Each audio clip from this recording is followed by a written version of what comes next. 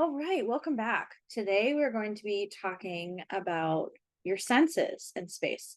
Now, I kind of alluded to this in one of the previous videos that we did on the process of conceptualizing your future space.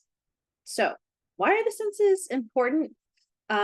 Well, space is experiential, and we experience space through our senses, and then that information gets processed through the body and through the mind, etc.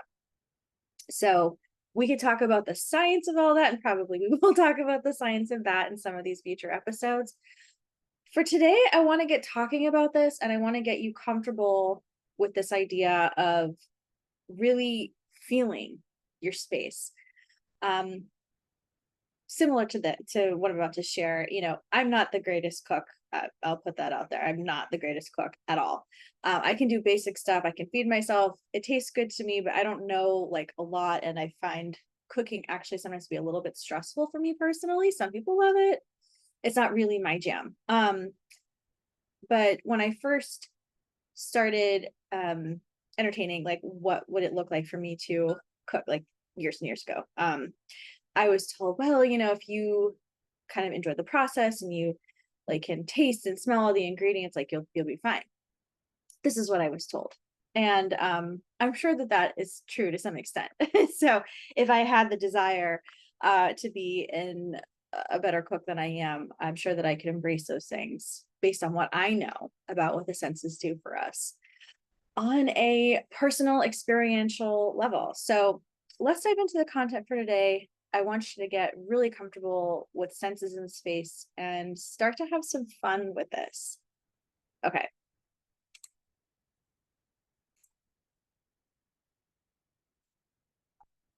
Alrighty. Awesome. So let's talk about the senses in space and do some quick reminders about what the senses are. Okay. Sight, taste, sound, touch, and smell. Now, what's really interesting about some of these is that some of them you'll find, especially with some of the examples I'm going to be bringing up today, because there's a plethora of fun examples. Some of these actually overlap in really fun and unexpected ways too. So with sight, for example, you can see colors, you can see, sometimes perceive textures. You can see lighting differences. There's all kinds of stuff going on within that one category, right? Taste, certainly if you are experiencing a kitchen type of space, you might be tasting something, or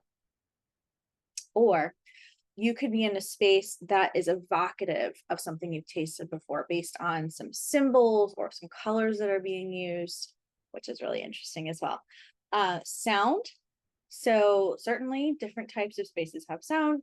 If you're in the healing and wellness space and you use things like healing bowls, sound bowls, concert spaces, performance spaces, even personal spaces where you play music, etc. There's all kinds of stuff going on there as well. Touch has a plethora because we experience our interior spaces with touch all the time. And actually, this particular category is very important to me personally. Just a little snippet of my story. Back in the day, when I had the option to go into the architecture field or the interior design field, this category is the reason why I actually went into interior design instead of architecture. Because it was important for me to have a role where the closeness of our space was being amplified through my work. So I wanted to have an intimate relationship with space, and you don't always get to do that with architecture. Architecture, especially when you go, large scale buildings. You ever been to Chicago or New York or one of those big cityscapes? Some of those spaces are just beautiful, and they're also not super personal in the way that we interact with them. We don't always get to, interact with touch physical architectural space and certain types of environments. So that's one key difference, and that's one of the key differences that pushed me in the direction of interiors rather than architecture. I have a ton of respect for the architecture field. It's just not, it wasn't as interesting to me. So um smell. Oh, this is another one very similar to taste, in that you could be in a space that has actual physical smells running through it, like a kitchen, or maybe you've got an aromatherapy going or something. So it could be a literal example. Or again, it could be textures, colors, shapes, patterns, symbols that evoke a reminder of a certain smell for you. And that might be personal, or that might be a collective remembering of something like that, which is super interesting. I love seeing how these categories overlap. You can start to see how we play with these and how they're not so rigid as far as like which category they might fall into. But this is why it's important to play, because when we play, we discover. So examples in space, I kind of started to go over these. Colors, patterns, visible textures are some examples of the way we use sight to experience our space. Literal taste, evocative textures, patterns, or shapes is how we sometimes use taste in our space. Audio visual placement, sound dampening rooms, shapes, and materials can influence our hearing of a space, sound, and then textures or shapes for touch, but also again that could go into the visual category and other categories as well. And especially where, one side note, especially where textures can evoke maybe some biomimicry, because that can also be a thing for folks. So if you're in a space, for example, and you experience a texture that reminds you of some other thing that exists in nature, then that might bring up a specific evocative memory or feeling in your body for that particular texture, which is kind of neat. Again, cooking spaces, aromatherapy areas can impact the way we smell or engage in a smell experience with our space. Side note, VOCs. This is kind of like a well-being note. You may or may not be familiar with what a VOC is. VOC stands for volatile organic compound, and they generally speaking are not great. So when we specify design products, we're always looking for low or no VOC. Depending on your jurisdiction, you might have like specific requirements for those as well. Certainly where I live and other more progressive states, usually there are additional codes or recommendations for particular areas. But if you can smell a chemical on something, it probably has that like unhealthy VOC thing going on. So we try to avoid those kind of negative sensory impacts as well, both from an icky sensory perspective, but also from a very real well-being and wanting to take care of the well-being aspect of it as well. So let's get into some examples. Yeah, design specifics. We started to talk about some of these. So on the left-hand side is this gorgeous moss wall, which has, some biomimicry stuff going on. Super beautiful, reminiscent of the outdoors. We love our moss. It's got this kind of like cozy nature vibe going on. And it also has a whole boatload of texture, right? You can tell that just for visual perspective, three-dimensionally, there's a lot going on there as well. So the second example in the middle here is kind of evocative of, and I want to also mention, sorry, the first image you can see is this beautiful green color as well. So you've got a lot going on there site-wise, right? So we like to explore those overlaps. Middle picture, you have this kind of like cave thing going on. So again, we are using our vision, our way of visually experiencing space to see the color, which is a gray, and see the visual texture as well, which you could walk right up to and of course run your hand along it, and you find how that experience was as well. We have our aromatherapy, which touches on your scent capacity there.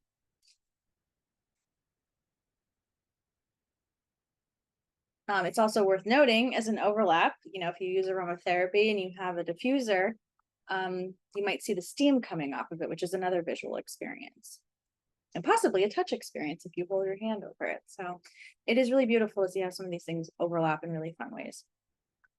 Some other, and by the way, if you want any of the links to any of these, please let me know in the comments. I'm happy to send you a message with them, where I've gotten them from, Pinterest or design websites. So, let's see, more design examples. Yeah, look at this texture here. So on this photo on the left, I just love this kind of like engineering aspect of the table structure we have here, table or display cabinet, whatever this is. I think it's a display.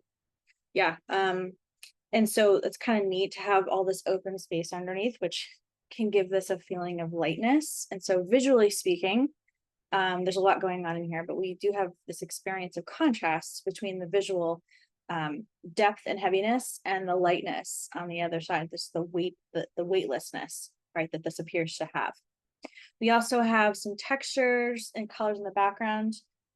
This scalloped look that we have on the wall is pretty interesting, as well as the backlighting that highlights it. So there's a lot going on there as far as visual texture as well. Now I find this middle image so fun. It's almost like very Harry Potter to me. Of all these like drawers coming out. It's a bit chaotic, but it's also super fun. You're wondering like what's in there. And also hopefully, no one, these are all like hopefully these are all sturdily in place. I'll just say that. Screwed or nailed in or whatever, so they don't actually pull out, because if you were to pull one of these out and they fell on somebody, that wouldn't be fun. But otherwise, no, really cool design. It has a lot of fun built into it, and just a really creative way to explore this three-dimensional experience in space. So a lot going on, really fun, a lot of a visual treat for the eyes, and also it's definitely got texture going on, right? We've got all these things going on three-dimensionally as well. So that's a pretty neat way to use that. Image on the right. And by the way, I'd love to hear what your experience is of these images. I mean, whether you like them, don't like them, sure, but more so like, what are you getting from it, from a sensory experience? What are you noticing coming up within yourself? Because we're all different and we all experience space differently. So there are certain objective things that are true, but then there's also some things that are different for individuals. And so I'd be curious to know, since we all experience space differently, how are you experiencing these images? So the image on the right, I'm loving these like wavy imprints on the walls. It's super flowy, and I'm just like wondering, how did they create this? What did they use, like fabric and wire? Of course, my mind is going as a designer off in all these different directions, trying to figure out how they constructed it, because I can't exactly tell from this image if it's something that was created on the wall with maybe plaster, or with something else going on. So that's pretty neat. And then you also see a lot of rounded, soft forms. This space just feels kind of really flowy and welcoming. And it's amazing how when we when we have different types of shapes in space, what they can evoke within us. There's been some studies, and I love talking evidence-based design. Here's one. There's been studies done that rounder shapes come off as less threatening visually and just experientially for many different groups. And so we talk about a welcoming space. It doesn't mean they don't have any edges or those kinds of things, but these rounded forms can pose just a lot more of a welcoming vibe. for a number of different reasons. And again, that's been studied. So I'd be happy to share some studies with you. If you're interested, just again, let me know and I'll send those over. All right. Next up, we have, plants. Talk about more biophilia, biomimicry. And so designing with plants. You see this designer from the plummet.com. She has, I believe it's a she. Okay, it was a she. She has a number of different ways posted here about how to design with plants, like how to build them into your design. One of them is in this the center planter box on the counter. I think that certainly works if you have the right type of lighting, which we'll talk about in another video, how important lighting is both for how you experience a space, but also things like planting. You have some built into a box over here. And I don't know if those are clippings or if those are growing. I think they're probably growing. And then she also has them in this like metal cabinet thing over here. Now, I don't know if that cabinet is lit. That would be interesting to know. And how it might be lit.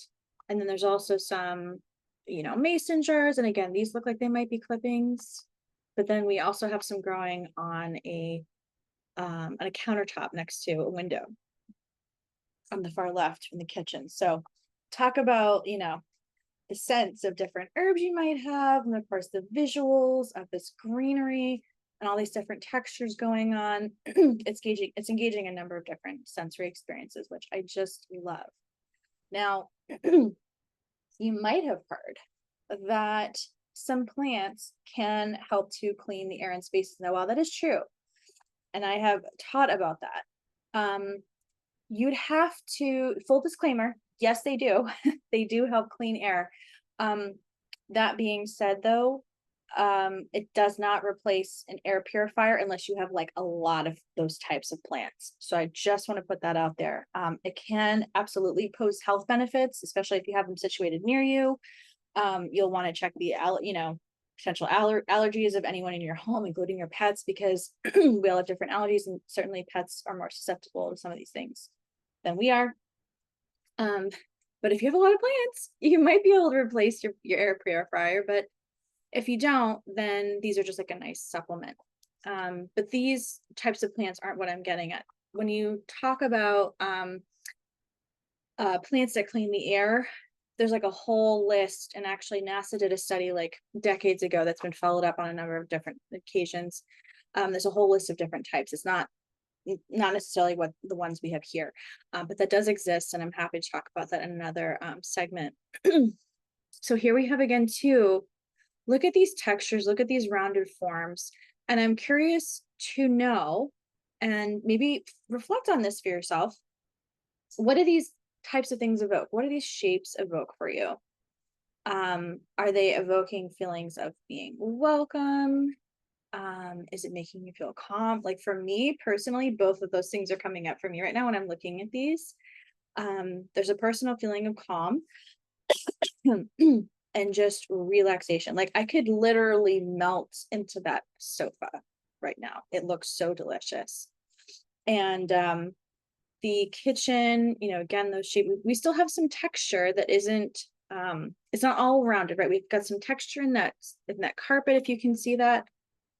You've got kind of scalloped ridges there on the left picture. On the right picture with this kitchen, you have some of that texture in the base for the countertop, which is interesting, as well as, I believe those are cabinets, the overhead cabinets. I don't know if that's just a design feature, if those are cabinets. They're probably cabinets.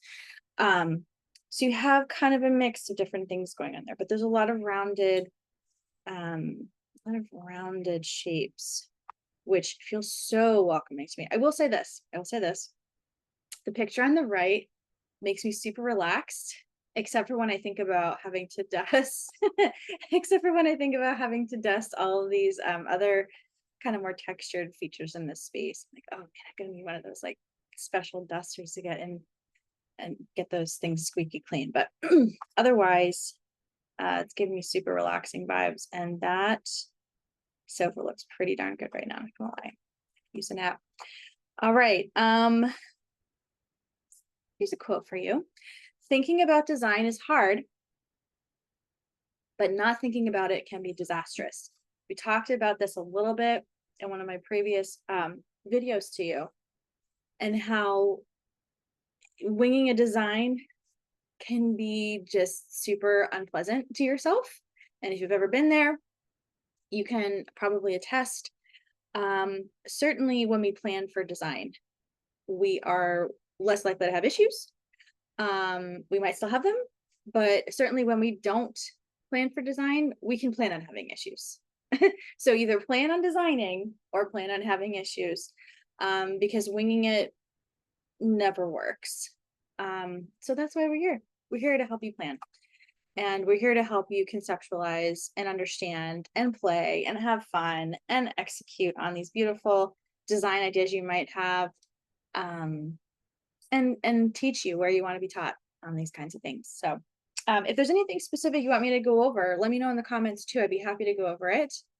If it's something that I can go over it, and it probably is. So yeah.